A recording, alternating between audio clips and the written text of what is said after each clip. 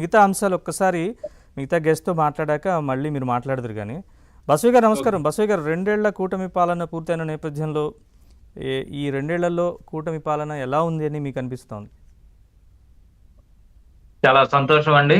ABN వీక్షకులకు, ABN channel వారికి, నాతోటి ప్యానెల్లో ఉన్న శరత్ గారికి అందరికి కూడా నమస్కారం. నమస్తే సార్. చాలా సంతోషం అండి. ఈ రోజున కూటమి ప్రభుత్వం వచ్చి 2 సంవత్సరాలు పూర్తి చేసుకున్నందుకు కూటమి నాయకులకు, నారా చంద్రబాబు నాయుడు గారికి, అలాగే పవన్ కళ్యాణ్ గారికి, వీరందరికి కూడా కూటమి ప్రభుత్వానికి శుభాకాంక్షలు మా అమరావతి దళిత జేఏసీ తరఫున తెలియజేస్తున్నాం. అయితే ఇక్కడ ఈ కూటమి ప్రభుత్వం ఏర్పడిద్ది అని ఈ ఎలక్షన్ కి 6 నెలల ముందే ఆంధ్ర రాష్ట్ర ప్రజలు గ్రహించారు. ఎప్పుడైతే నారా చంద్రబాబు నాయుడు గారిని అరెస్ట్ చేశాడో ఈ దుర్మార్గపు జగన్మోహన్ రెడ్డి, అప్పుడే జగన్మోహన్ రెడ్డి పతనం అనేది ప్రారంభమైంది. ఆ ప్రారంభమైనటువంటి ఆ రోజున పవన్ కళ్యాణ్ గారు వచ్చి నేనున్నాను అని హామీ ఇచ్చి, ఆయన ఎప్పుడైతే ఈ 2 చేతులు కలిసినాయో ఆంధ్ర రాష్ట్రం ఆ రోజే అభివృద్ధి అవుతుంది అని ప్రజలకు నమ్మకం ఏర్పడిందండి. ఆ రోజే ప్రజలు డిసైడ్ అయ్యారు, వీళ్ళిద్దరూ ఏకమైతే ఆంధ్ర రాష్ట్రం జోడు గుర్రాల్లాగా అభివృద్ధి చెందిద్ది.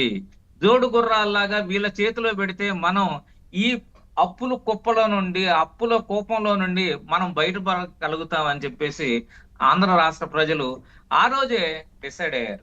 మేమైతే ఎలక్షన్ 6 నెలల ముందే చంద్రబాబు నాయుడు గారు గెలుస్తారు అని, ఎప్పుడైతే తెలంగాణలో రేవంత్ రెడ్డి గారు గెలిచారో అప్పుడే ప్రజలందరూ కూడా ఆనందం వ్యక్తం చేశారు.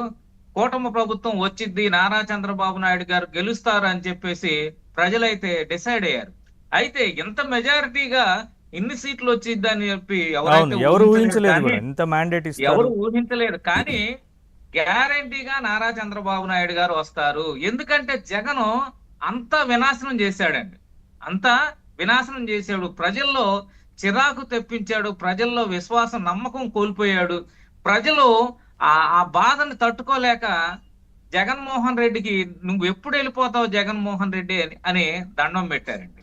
అయితే ఈ సందర్భంగా మనం చెప్పుకోవాల్సింది, ఈ 2 ఏళ్లు పూర్తి చేసుకున్నటువంటి ఈ కూటమి ప్రభుత్వానికి చాలా ధన్యవాదాలు తెలియజేస్తూ, అసలు అభివృద్ధి ఎలా జరుగుతుంది, సంక్షేమం ఎలా జరుగుతుంది ఈ కూటమి ప్రభుత్వాన్ని ఒకసారి ఈ 2 సంవత్సరాల్లో ఏమేం చేశారనేది ఒకసారి మనం ప్రజలకి తెలియజేద్దాం. ఎందుకంటే అండి, పుష్ప సినిమాలో ఒక డైలాగ్ ఉంది, ఏంటంటే ఇది నా బ్రాండ్ అని చెప్పేసి ఆ పుష్ప సినిమాలో అతను అంటాడు.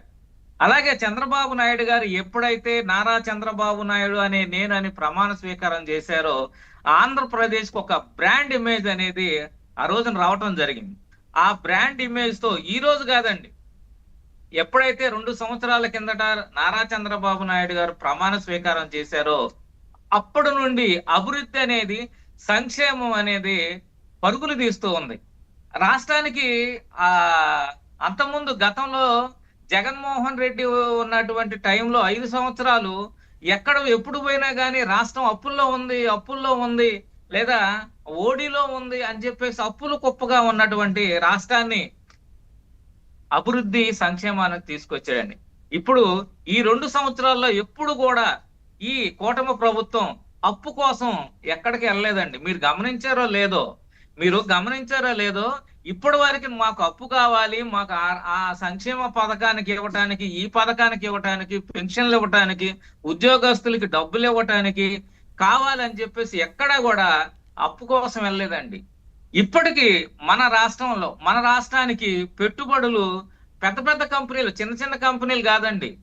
ఎప్పుడైతే నారా చంద్రబాబు నాయుడు గారి బ్రాండ్ ఇమేజ్ చూశారో పెద్ద కంపెనీలు, దాదాపు మన రాష్ట్రానికి 800 కంపెనీలు పైగా ఈ రాష్ట్రానికి రావడం జరిగింది. దాదాపు 23 లక్షల కోట్ల రూపాయలు మన రాష్ట్రంలో పెట్టుబడులు పెడుతున్నారండి.